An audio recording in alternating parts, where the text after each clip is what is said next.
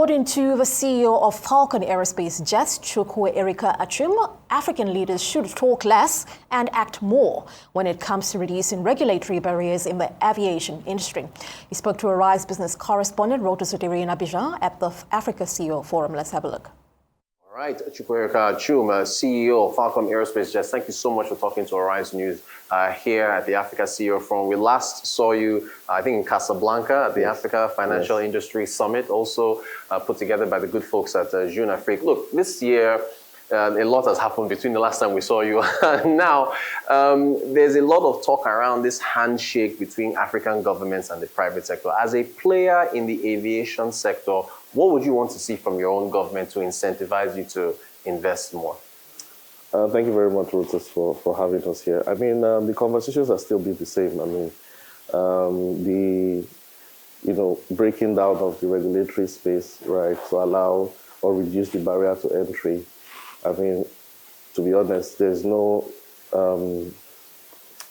capital in Africa is prevalent everywhere. But the problem is, converting that capital into portfolio, which has traditionally been the problem. So for me, playing in the aviation space, the main issue we've had has been the issue of regulation, entering into the market, having transparent and open regulatory, policies to ensure that, okay, if I want to play in Nigeria or Abidjan, these are the set down rules I have to follow.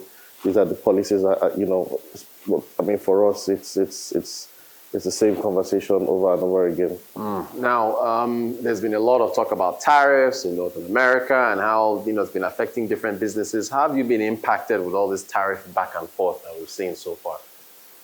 So I think it's more logistical than financial, because, I mean, if you look at it, there's always been that, trade deficit between Africa and the West. Africa has more or less been dependent on imports from the West. Well, I mean, non-extractive exports, has been the focus of most governments. But, I mean, we've not been able to get to that point where we could say tariffs would, affect exports, because, to say the truth, we're not really exporting, much.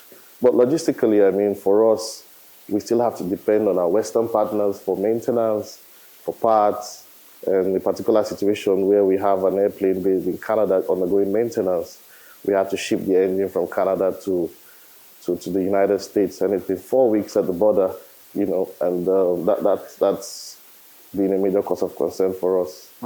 Now, there's a lot of talk about industrialization on the African continent, being able to build what we need. So, I mean, looking at your example now, can you see a future where these engines and so on can be built at home to reduce your logistics costs? What would need to happen for a Nigeria or, a Abidjan and so on to be, or rather Cote d'Ivoire, to be making engines like that for airplanes? So I think it has to be a conversation around demand and supply, first of all, right?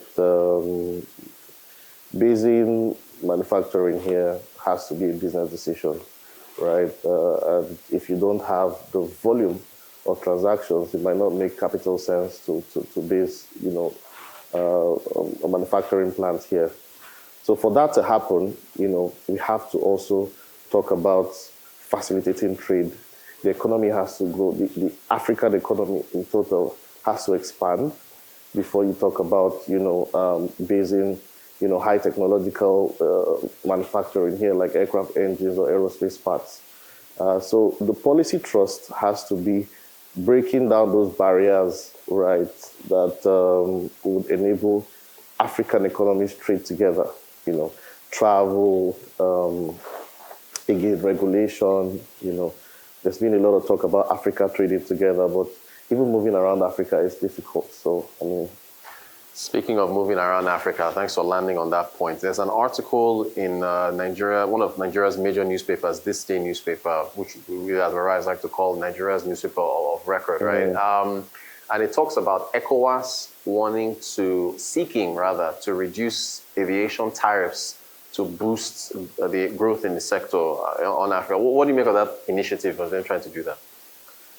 So again, forgive me, I don't really see the action, right? You hear all the talk. I'll give you an example. To fly from Lagos to Abidjan on a business jet would maybe take you 24 to 48 hours to get a landing permit. In fact, there is an ECOWAS travel certificate, which is supposed to be valid for travel within the ECOWAS space. It's not valid for travel into Ivory Coast, you know. So we can talk about trade, facilitation, but if people are not moving around, that's the first point of conversation for me. We have to bring down these barriers. I cannot understand how or why it would be more difficult to travel to Abidjan than to travel to Paris. You know, to go into Paris from Lagos or go into London from Lagos, you don't need anything called a landing permit. But to come into African countries, especially in the same economic zone like the ECOWAS, you need to file for permits, 24 hours, 48 hours. This just slows down the consumption, if you ask me. Gotcha.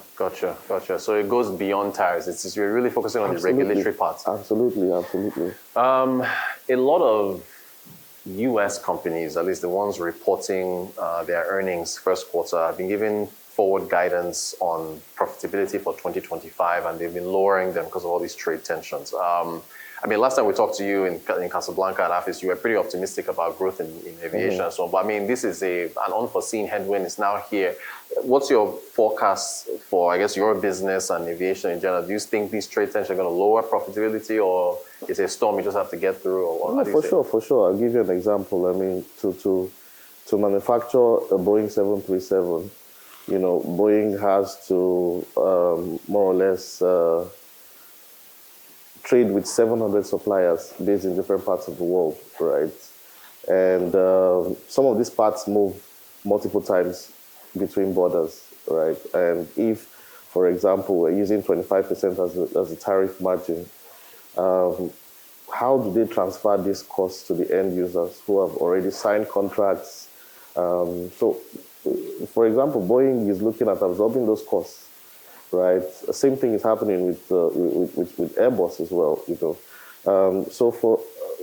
I don't see how it benefits aviation in any way, and the aerospace industry, not aviation in this case, which aerospace are the manufacturers and the airplane suppliers. We definitely are seeing the profit margins looking much lower than forecasted. However, we still believe that this issue with trade tariffs is just momentary, and we hope that the leaders of change can actually come together and sit down, and because I don't see how it favors anybody. Gotcha. Finally, looking macro view, just further into the future, the 2026-27, you're still seeing a gap for your sector, for private air travel. Going forward, you're still optimistic on that side of the business? Absolutely, because for us, the conversation has been African economies trading, amongst themselves, and our focus, right now as a business is connecting Africa, right? And that challenge is still there. We still have a huge connectivity gaps. We still have,